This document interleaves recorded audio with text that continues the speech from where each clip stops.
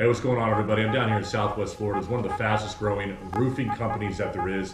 I couldn't be more excited to have a kind of just a sales roundtable. We all know there are some good, the bad, and the ugly that comes with roofing sales. I've got some of the best sales reps, though, that there are in this area to talk to me about how we can improve as an industry, what they've been able to do to succeed, and why Epic Roofing is simply one of the best that there is.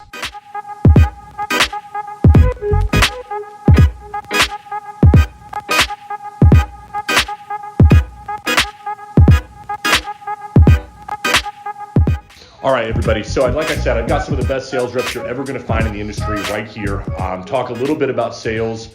And first and foremost, I want to introduce them from Epic Roofing. We've got Ender, we've got Austin, and we've got Greg right here. And they're just excited to have them all. First, I want to kind of turn it over to you guys, though. Tell me a little bit each about where you come from, your background. Maybe I'll start with you, Ender, just kind of how you became into the roofing industry. It was actually kind of weird. So my background is actually in the car industry. All I right. did about 10 years prior to coming into the roofing industry. I was in the car industry, in the parts department mostly. So I was not fulfilled with my job and my environment at that time. So I actually quit that job, and right after Irma, this guy ran into my door and asked me in regards to my roof if I had a claim or not. So I went into this contract with another general contractor. Back then, I didn't have a job at that point, and I saw the opportunity within the roofing business. Not only for the sense of like money wise, but I saw that I had a claim that the insurance was paying me $2,000 on, and I had a roof that is tile. There's no way with $2,000 I can get a new roof with tile. No. So I was one of those beforehand that did not know what was to be expected with an insurance claim. So when I saw how that happened on mine, and actually the guy got my roof bought, a roof was actually $86,000, 46 square house and so on with the insurance claim and so on. It went up to that much, but I saw that I could not only make money in this industry, but also I can help out many that do not know what's going on. Right. So you see so many roofs on the road that are patched up all over the place. You know that they patched up over 25% of the roof, over 50% of the roof is patched up. And you see that these people actually wasted their money in these repairs, and these smaller companies took their money for the repair, take advantage of the situation, and they end up with not the actual best product. Understood. So I saw an opportunity there not only to make money, but to also be able to teach others. How long ago was that? That was back in 2018. So a couple of years now you've been at the roofing side. Has it all been with Epic? Yes, yes. Okay. Actually, I applied. I saw the ad what was it?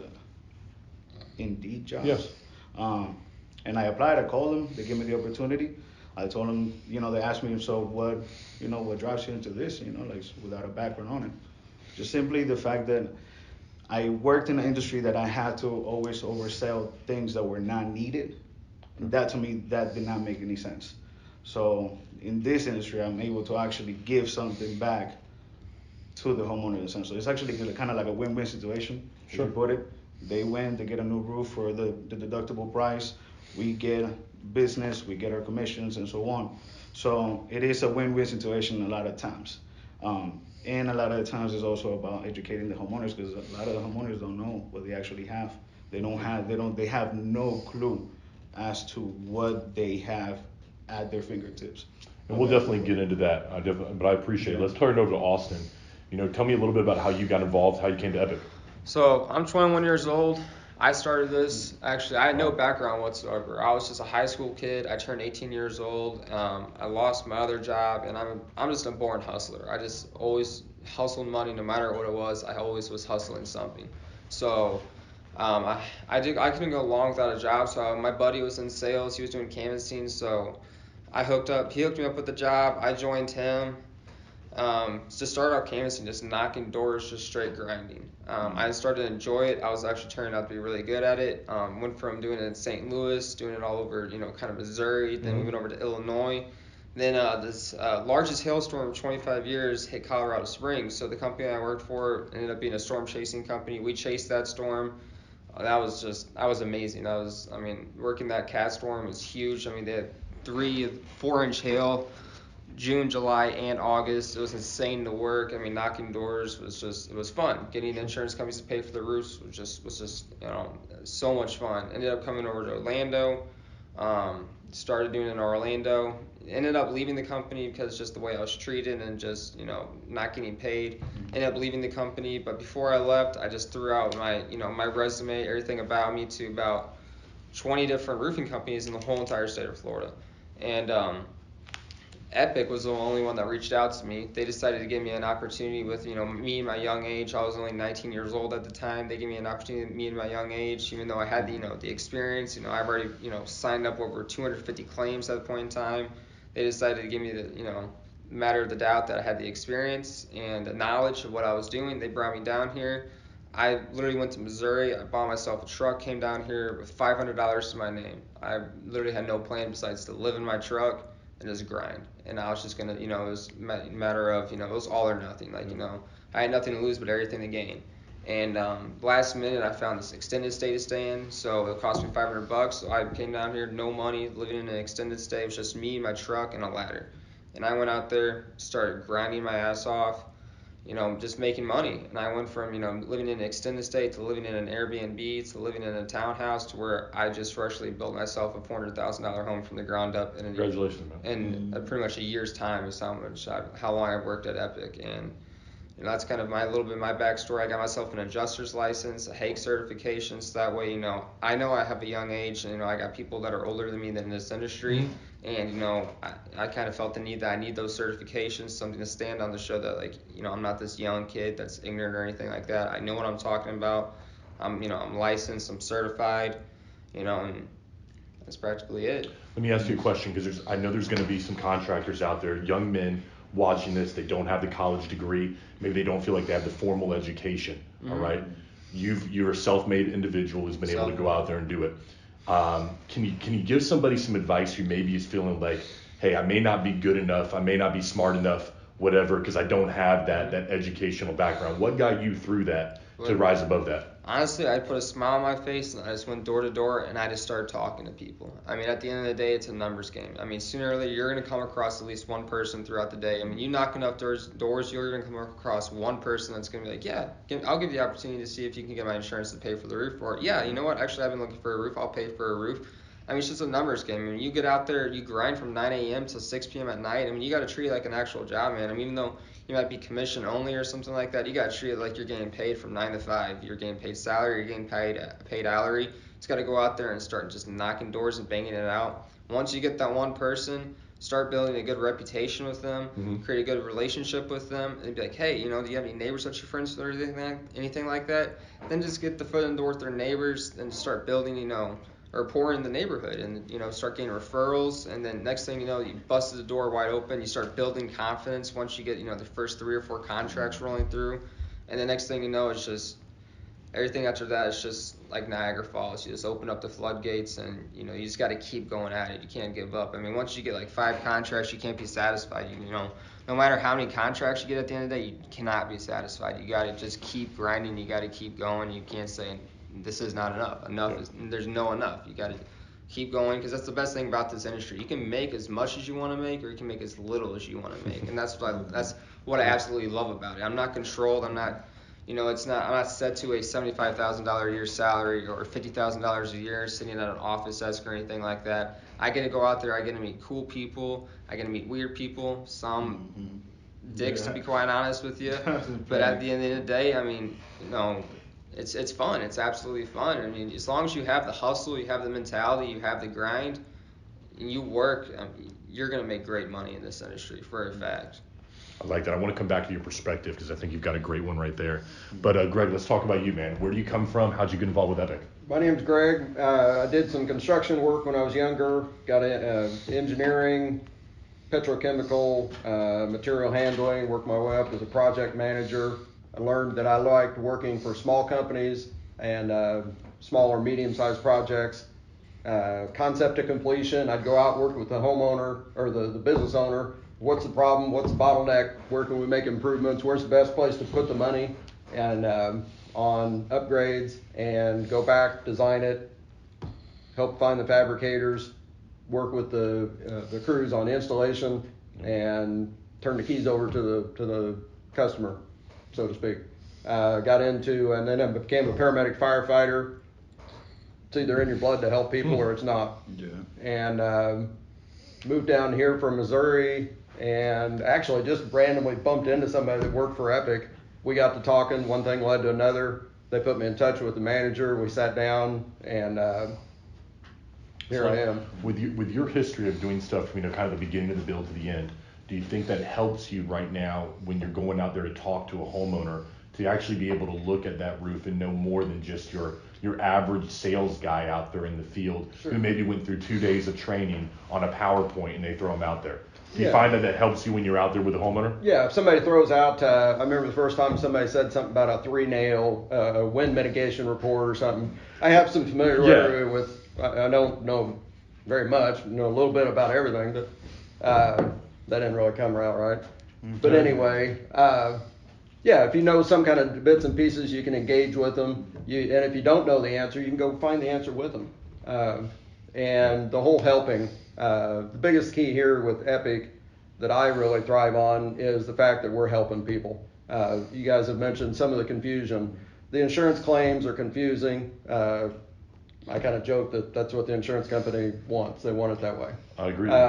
And so a lot of misconceptions out there. Just go out and put a sense of urgency to everything. And the bottom line is just helping people. I don't like taking homeowners' money for a roof when their insurance company would pay for most of it. Absolutely. And so I think we can all agree then, the insurance process can be kind of convoluted and complicated. So when you guys go out there and you're talking to a homeowner, walk me through a little bit about what Epic does out there in the field that's different than that competition that's knocking doors against you. How is your process allowing you guys to grow and help the customer? Anybody? Probably the biggest thing is we meet the adjuster on the roof. If it's something that looks like it's moving forward with an insurance claim, the customer files the claim. They let us know when the adjuster's coming. Mm-hmm. We meet the adjuster on the roof. Okay. So you're not handing it off to a PA. I see that a lot from other roofing contractors out there. You know what I mean? They'll go out there and they'll sell the deal, and then we're going to hand it to a PA, and that PA is going to do the rest of the work. That's not the way Epic does things. We don't use an AOB either. Yeah, no, we don't do AOB. I feel more like a project manager than really with sales. You find a roof that needs to be replaced, you work with them, and you identify it's not repairable, but we're involved all the way through the project. Why no AOB? Why? Because I see other contractors that talk about AOBs, and can you tell me why that's not a big part of what you guys do? It's no longer valid. Well, that's a good point. It's not a law. It's against the law. Yeah, July 1st and last year it became illegal. But even before that, there's just such a big misconception out there about it, and I think the AOBs got overused and abused, and that's why the changes in the industry in regards to AOBs. I've always liked the contingency agreement. Mm-hmm. I make such a good relationship with you as the homeowner. That's the basic agreement. If I get your insurance company to pay for this roof, I'm going to do what I say I'm going to do. Mm-hmm. You're going to hold up your end of the bargain that you're going to pay your deductible, and you're going to allow me to be the one that does the roof. And I think it's just as simple as that. I walk them through the entire insurance process. The day that we're signing the contract, from calling in the claim, I walk through and I sit with them as we're calling in the claim. I explain to them the adjuster process, how an independent's going to come out. He's going to adjust the claim. I'm going to meet up with them. I'm going to point out the damages. I'm going to be advocating on their behalf. Mm-hmm. How it's going to be turned over to a desk adjuster, and then how I'm going to have to work that desk adjuster, and how it can go either way. This field adjuster can be telling me one thing, but at the end of the day, the desk adjuster makes the decision at the end of the day, and how I'm going to have to be fighting the desk adjuster. Some claims, like I had one insurance claim to where I had to fight this claim for 6 months, and the desk adjuster approved for 35% of this roof to be replaced, and it's an out-of-state company. And I'm sitting here, in Florida we have the simple 25% rule. I had to fight with this adjuster for 6 months just over the simple 25% rule, and that kind of just where it builds our value right there. Is that that's. I'm not letting your claim go. Or, unlike other contractors and other people, they'll give up after a month or two. They'll think it's not worth their time. It's not worth their money. You sign with me. I'm getting your roof paid for regardless. I'm going to go through hell and back. If it takes me a year, it takes me 2 years, 6 months, a month, I'm going to get your roof paid for no matter what I have to do at the end of the day. And is that something you guys all have done? I mean, work the claim for more than Oh yeah. 3-4 months? Oh, I've had several that took 6-8 months, and sometimes after 3 or 4 months, the homeowner starts to disbelieve. They just don't, or they believe you. They just feel like the insurance company's never going to step up to the plate and do the right thing. How do you handle They that? give up. They just kind of, oh, don't worry about it. I don't give up. We don't give up. We stay with it. We stick with it. And it's great to walk up and talk to the homeowner and say, hey, I got your roof approved. Yeah. They're like, what? No way. Well, you guys know there's a lot of companies out there that, they, like you said, they give it a month. If they can't get the low-hanging fruit, okay, move on. Sorry, your claim has been denied, and that's just it. Yep. I mean, I know with Epic, you guys do things much different, but what are you doing with the homeowner during that time to keep their mind at ease?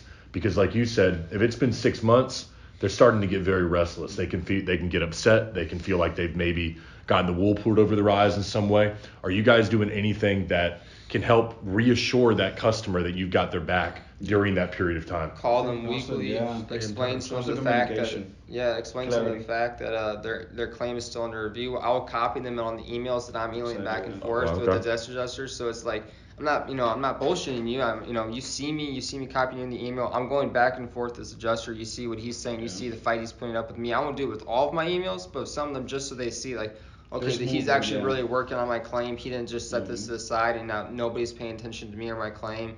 I'll copy them on my emails. Outside that, the biggest thing I like to tell them in the beginning, I was like, look, this can take 3 to 4 weeks. This could take 3 months. This could take 6 months. But as long as you're fine with me, if you're prepared for me to fight your claim, the only thing that you have to do at the end of the day is pay your deductible and pick out a roof color. Everything's squared away. I mean, at the end of the day, these insurance companies don't have the largest buildings in every downtown city from paying out I claims. say that all the time. They I don't. love They, that. I they love really that saying. They don't, and that's what I explain to my homeowners. I mean, your insurance company is not coming out here to pay out. They do not want to pay out at Yep. the end of the day, and that's what I stress the most, that they don't want to pay out. But that's why you're hiring me, is because to get them to pay out. Well, I think that's one of the great things that you guys have done at Epic, and I've worked with you guys on the back end for a while with a previous company of mine, is you set the right expectation. Yeah. If you set the expectation right from the beginning when you're opening that claim with an individual, then when it's 2 to 3 months down the road, hey, listen, we told you this could happen, okay? Mm-hmm. You're expecting that, and we know where we need to go with this right here, okay? Mm-hmm. I think that setting that right expectation sets you guys apart, other than trying to go out there and say, okay, everything's going to go great. 3 to 4 weeks, we'll have an approval for you, and we'll have this roof on in no time. Yeah, you gotta be clear about it. Yeah, you gotta let them know of all the ups and downs. A lot of the times, actually, I give them all the worst possible outcomes right off the bat. Just set the Yeah. low expectations. This is all Expectation versus reality. Yeah, you give them the low this is everything that could expectations. potentially go wrong. They'll, and believe I might be scaring you, but I want you to know that all these are all objections and everything that I'm gonna go through to get it approved. And when I get it approved, then you're gonna notice that we do what we said we were gonna do. You sit there and you overpromise them and you feed them all this bullshit just to try to get the sale, and then nothing ends up working out that way. That's the worst. They're going to be pissed with you. They're going to fire you. They're going to move on to another contractor. They're not happy. You set all these low expectations, and then you get that roof approved in 3 weeks. You look like a superstar. Yeah, that's a good You point. just went through hell and back, and you look like you just done an amazing job. They're happy. They're ecstatic with you. They're ready to get their roof done. Even if you set the low expectations and you get it done 4 months down the road, you still set that low expectation. You still got the job done. Now, if you set these promises that, oh, I'm gonna get you done 30 days in and out, something like that. Hurricane did not just hit.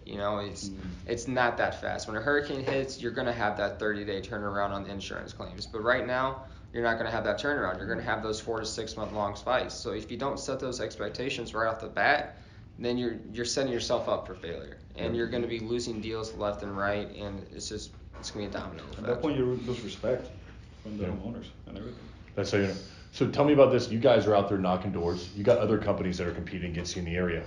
What do you wish other companies would stop doing? What do you think that, I guess the best way to put it is, what are you having to compete against that's just unrealistic?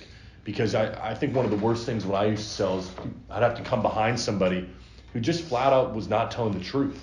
Just offering insane incentives, Yeah. like oh, I put Another this dozen. yard sign in your yard, and keep it in your yard for 3 months, I'll give you $1,000 or something like that, or I'll waive your deductible, or just insane incentives like that. And it's like, well, if they're offering $1,000 to you just to try to do your roof, or sign a contract with them, they're cutting corners somewhere. Whether they're not paying their employees correctly, they're not paying their roofers, and they're That's a great point.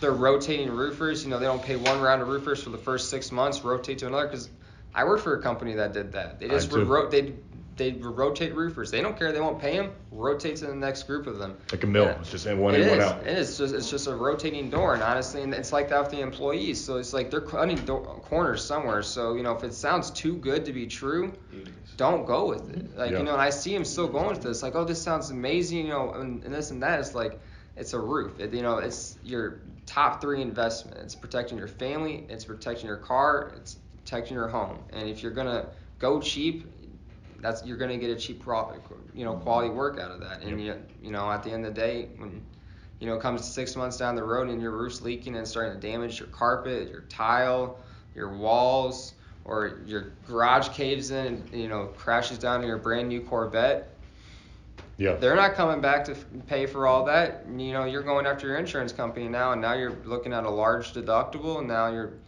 you got a ton of claims to deal with. It's a pain in the ass when you could have just paid $1,000 more, $2,000 more just to go with the correct company that's actually doing things legit and right. Okay. And you wouldn't be dealing with that hassle now. 100%. Couldn't agree more. Companies not following the rules. It's clear in the statutes. We cannot negotiate, discount, eliminate the deductible. The loss sheet is gospel. Everybody has to follow it, but you get these companies that don't. They say, "Oh, won't have to charge your deductible." Like Austin said, they're cutting corners somewhere. Yeah, absolutely. The quality of the material, the crews, something's not right. Yeah. That's why the government passed those laws. Yeah. To keep everybody playing theoretically by the same rules. Greg, when you're out there and you're talking to a homeowner that perhaps has just received a sales pitch from some of the individuals we just kind of mentioned, left unnamed, all right? They've promised them the world. They've said, hey, we're going to waive your deductible. They're going to do things that aren't legal. How do you step up and close that deal all while doing it the Epic Roofing way? Because that can't be an easy task to do. I mean, to rise above and to take the high road.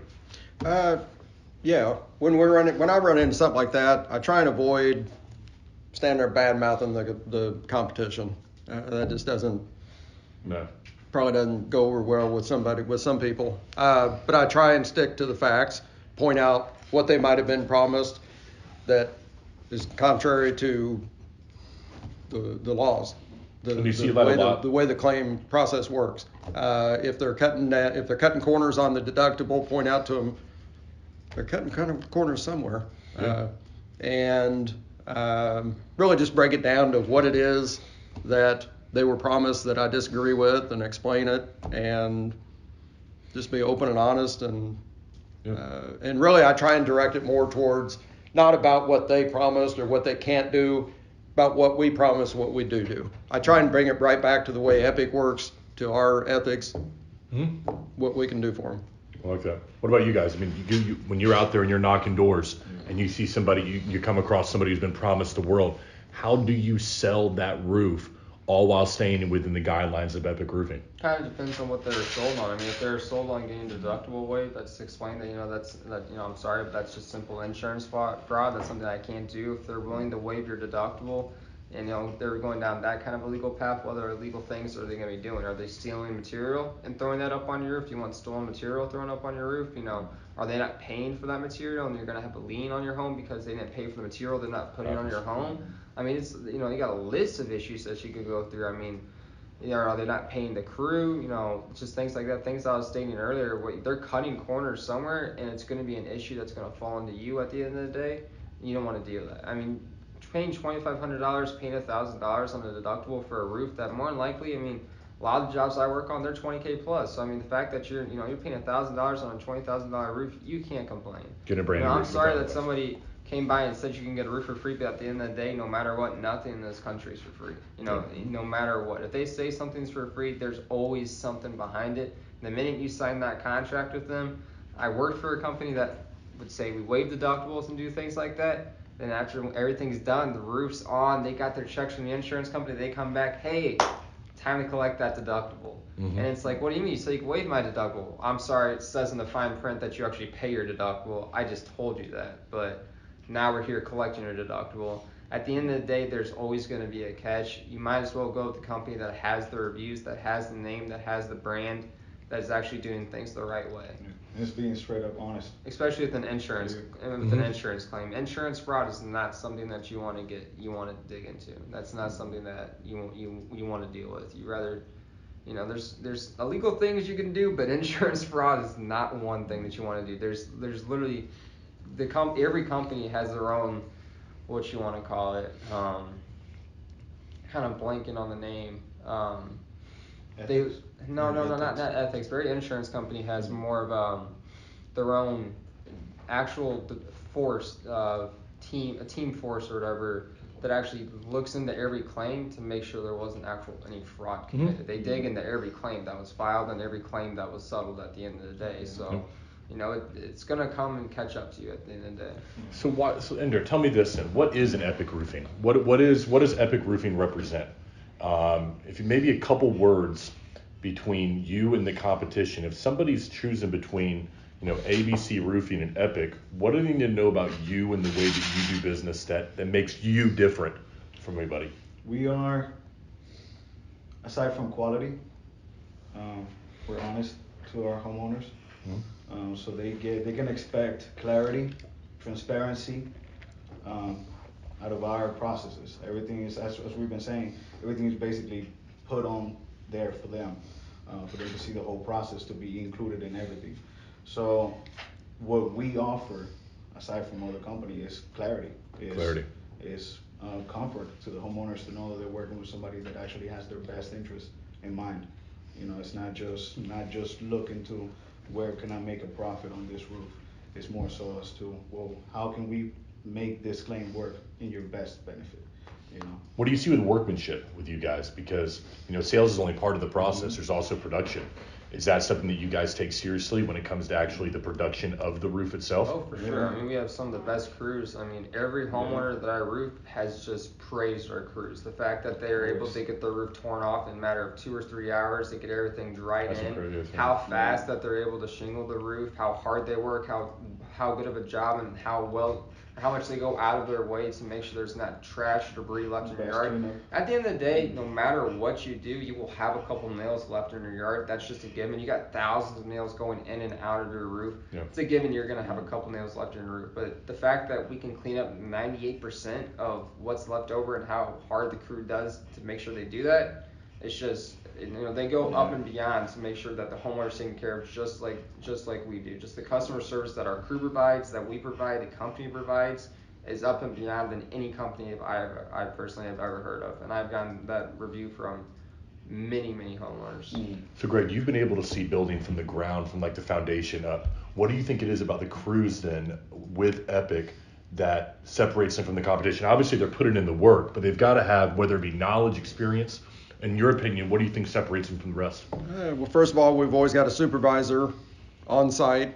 That's different. Our crews genuinely care about the quality of their work. A lot of times I do my final and walk around, I don't find any nails. They've done such a thorough job. Yeah. And yeah, the homeowners are always a lot of times carrying on about how polite, thorough, fast, accurate the crews are, and up front when we tell them this is what we're going to do, and then as that starts happening, the homeowner's eyes open and they're like, yeah, these people are for real. But it's very important to Epic to do a good job, keep the homeowner happy. We're human. If we put our foot through a screen, we fix it. Yeah. You know, and that we would rather keep the homeowner happy and then work on the referrals than to worry about cutting a corner and making an extra dollar and, you know, the homeowner's not happy. And it's not all, we keep posting about the money. It's not all about the money. It's about, that's their home. That's all of their property around the outside. That's their precious barbecue grill. We want to move it out of way before something falls and hits it and prevent the problem.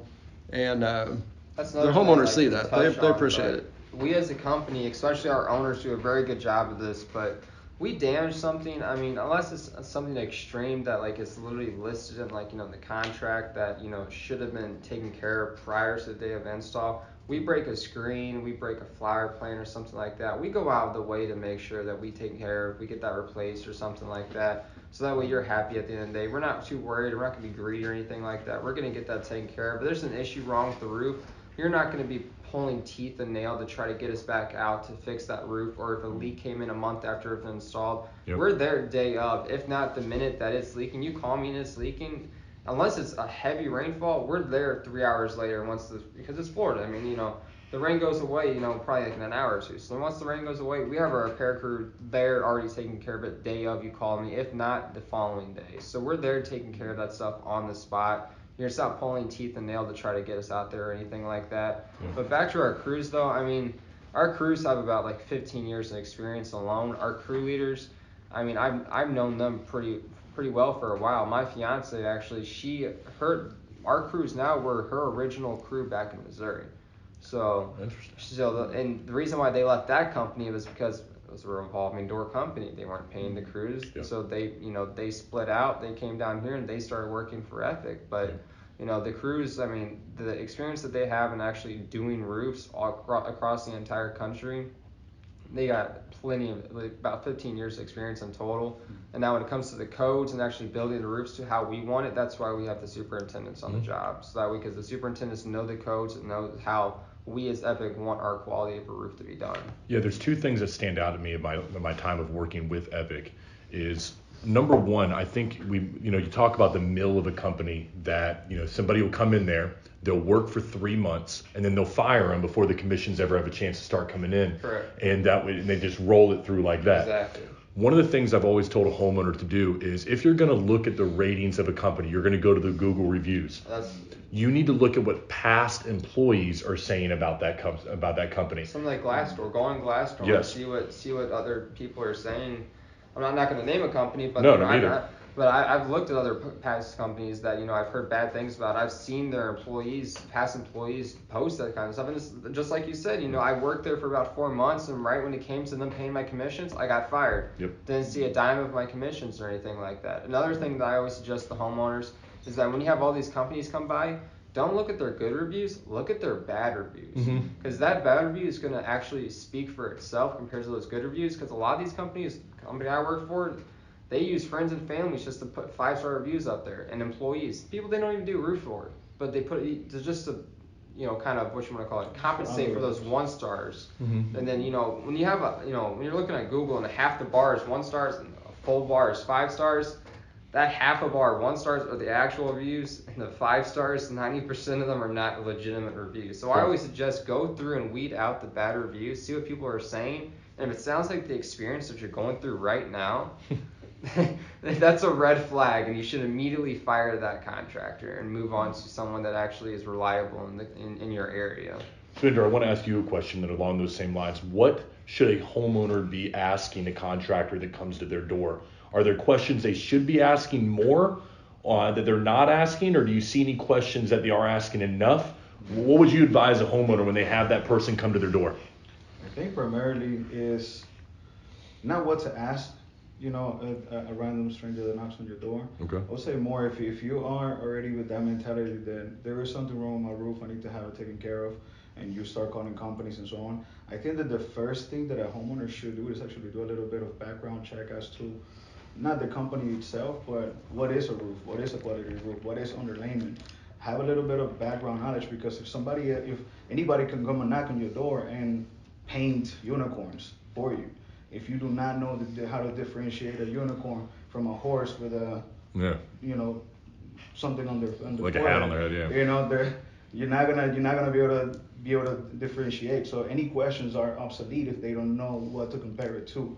So I would say that primarily educate yourself a little bit, as to what a roof is. My biggest thing is always, number one, ask for a copy of their license, W-9 and insurance. Make sure their license is actually connected to their company and their company owner, because you can search and find out who the owner of the company is. Mhm. Make sure the license is actually connected to the owner of the company. Second thing is W-9 and insurance. Before Got you it. let anybody on your roof, always make sure they're licensed, bonded, and insured. Because outside of that, you don't know who you're letting on your roof. He falls off, you don't know if you're responsible for that in the time being or not. You know, Yep. if he falls off and he's not licensed by his or insured by the company he's working for, you're now responsible for that injury on your property, and your homeowners kicks in, and now you have to take care of that and pay out on that, and your premiums are going to go up. Yep. Another big thing is, like I was touching on earlier, if they're offering crazy incentives to try to get you to sign a contract, those are all red flags. If they're offering money to just put a yard sign in, if they're offering to waive your deductible, if they're offering to, take off $1,000 or $2,000 off once it's all said and done, they're all red flags at the end of the day. If you're seeing all those red flags, run away from the company, call other ones in, and kind of just see what they have to say, and you're gonna find out what's legit at the end of the day. Greg, what about from as far as the quality of a roof? I mean, I gotta believe that most homeowners out there couldn't tell the difference between a good roof and a shitty roof when it goes on. Yeah. Is there anything they should be looking for during an install that should be a red flag to them that, okay, something's not going right here. I need to take a step back here. Something's not right with this roof. Well, just going with their gut, comparing what they were explained and what they see happening. If it doesn't match, ask questions. Well, I think that's a mistake that a lot of homeowners make. They don't ask enough questions of their sales rep in the beginning, right? Yeah, and there's, as far as the quality of the material, sure, there's some variation. I think the biggest factor is your installation.